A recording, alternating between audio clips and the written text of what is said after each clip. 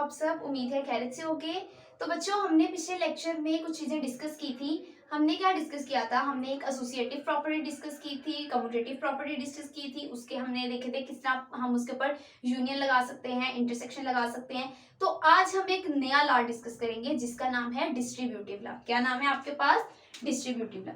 यहाँ पे हम लिखते हैं डिस्ट्रीब्यूटिव लॉ। जी बेटा, तो हमने देखा था कि कम्यूटेटिव लॉ में हमारे पास दो सेट्स थे, ए और बी, और एसोसिएटिव में हमारे पास क्या थे? उसमें हमारे पास तीन सेट्स थे, ए बी और सी, जिसके ऊपर हम लोग डिफरेंट ऑपरेशंस लगा रहे थे, यूनियन का भी और इंटरसेक्शन का भी।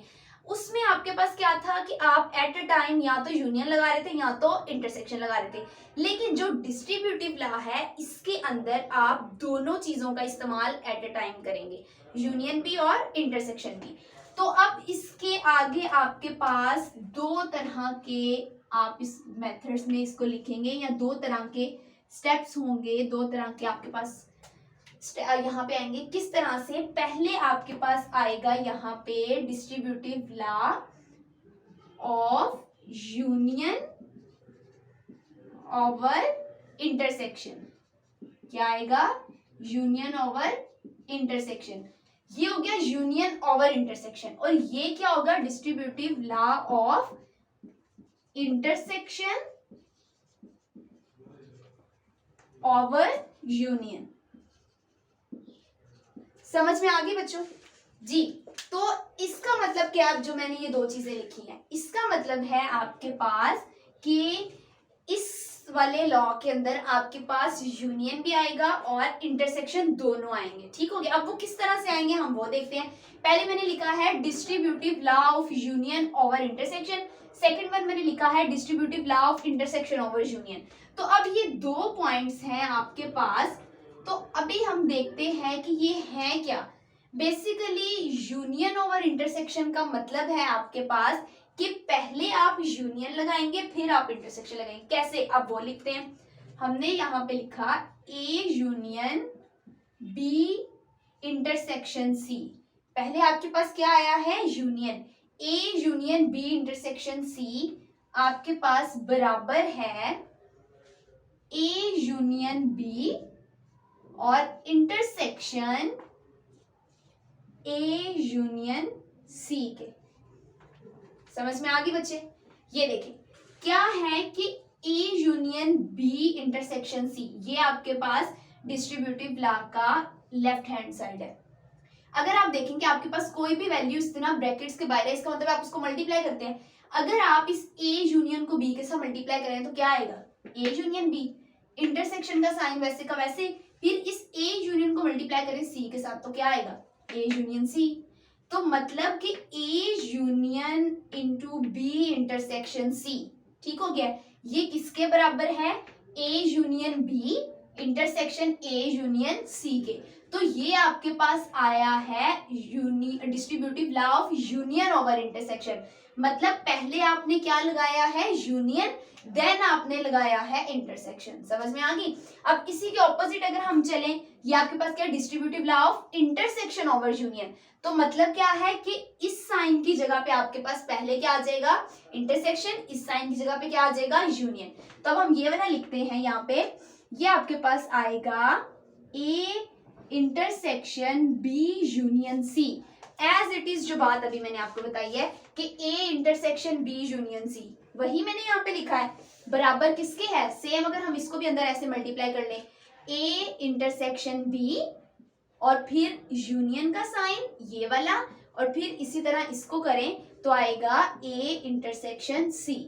तो ये बेटा आपके पास दो डिस्ट्रीब्यूटिव लॉ हैं ओवर यूनियन और इंटरसेक्शन के। ठीक हो गया?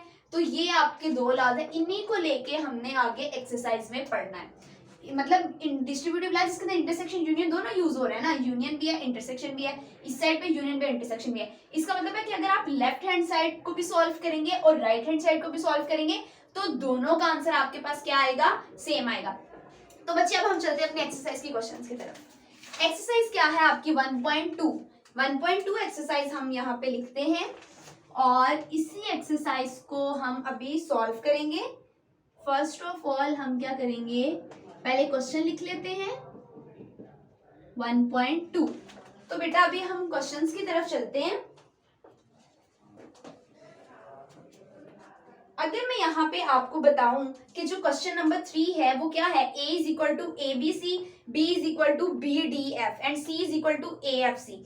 तो आप देखें नीचे जो यहाँ पे प्रॉपर्टी लगी हुई है उसके अंदर कौन सी है, पहले आपके पास ये वाली प्रॉपर्टी है, distributive law of union over intersection. मतलब आपने क्या करना है, इस वाली प्रॉपर्टी को सॉल्व करना है। नीचे आपके पास जो है वो क्वेश्चन दिए गए, अगर ये यहीं पे लिखा रहे तो हम इसको यहाँ पे सॉल्व कर सकते हैं। क्वेश्चन नंबर आपके पास क्या है, क्वेश्चन नंबर है 3। तो आपने इसी को लेके चलना है, तो इसके हम यहाँ पे नीचे सेट्स लिख लेते हैं जो आपको गिवन है।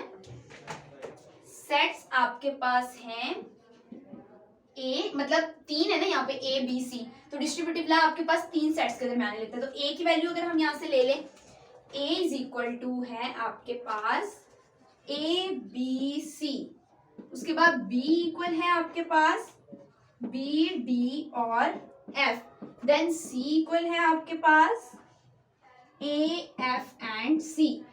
तो आपने देखा कि आपके पास जो है आपने ये प्रूफ करना है, तो उसको हम क्या करते हैं, रेस कर देते हैं जी।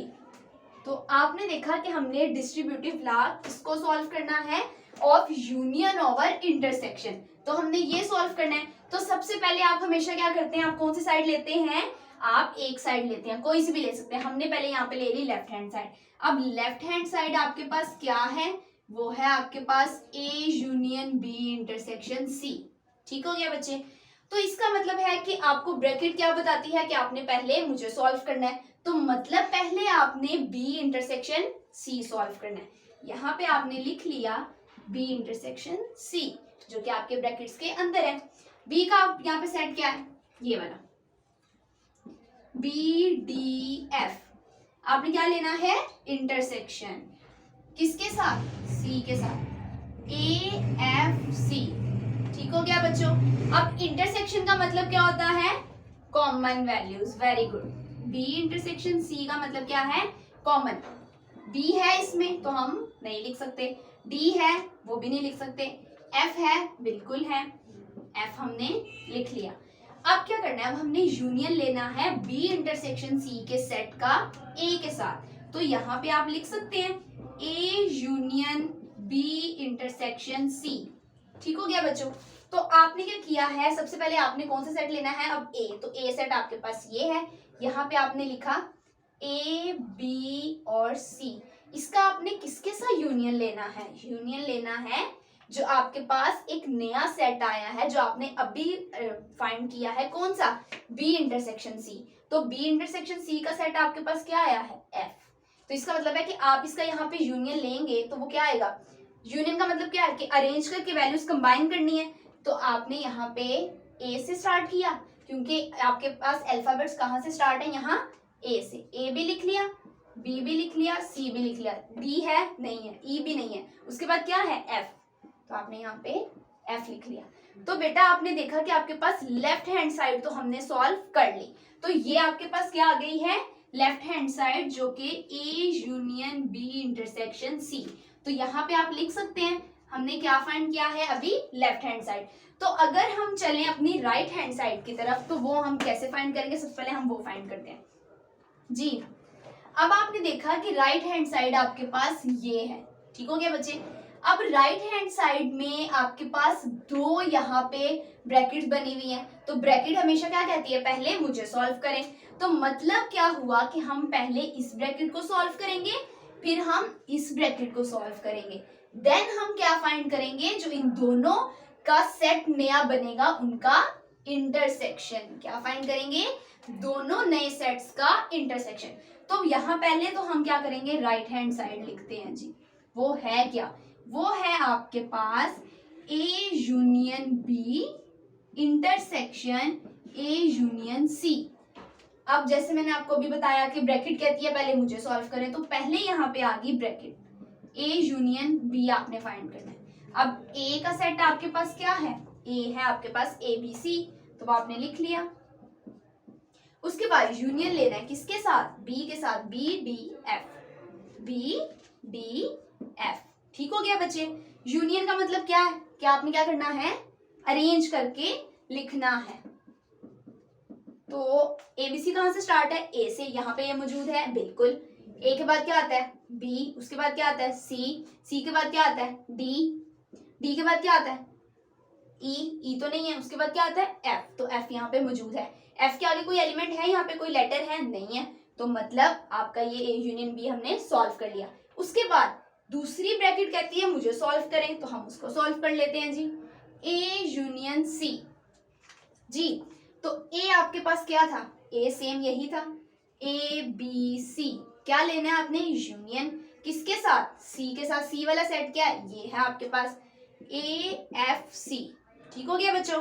तो इन दोनों का यूनियन अगर आपने लिया तो आपके पास क्या आ गया, हम वो देख लेते हैं। ए बी मतलब यूनियन है तो क्या करेंगे, अरेंज करेंगे, डाटा को कलेक्ट करेंगे, ए बी सी। सी हो गया, डी है आपके पास, नहीं है, ई है, नहीं है, एफ है, बिल्कुल है, आपने यहाँ पे लिख लिया।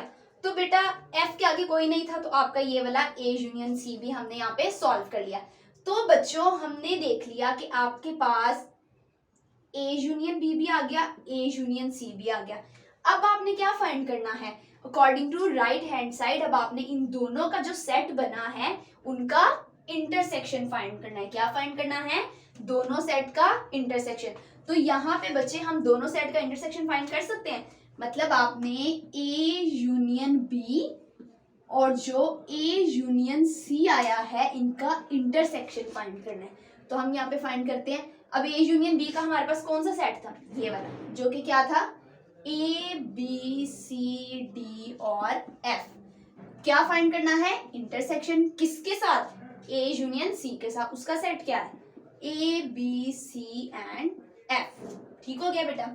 तो इसका मतलब है इन दोनों का इंटरसेक्शन। इंटरसेक्शन से क्या मुराद है कि आपने जो सेम वैल्यूज है वो लिखनी है। ए भी दोनों में है, लिख लिया, बी भी दोनों में है, लिख लिया, सी भी दोनों में है, लिख लिया, डी तो दोनों में है ही नहीं, तो अब क्या करेंगे, एफ दोनों में है तो एफ लिख लेंगे। तो आपने देखा ये आपके पास क्या आ गई है, राइट हैंड साइड। ये आपके पास क्या आ गई है बच्चों, राइट हैंड साइड। तो अब लेफ्ट हैंड साइड आपके पास क्या थी, ये थी, जिसका आंसर आया था A B C and F. Right का आंसर क्या है, A B C and F.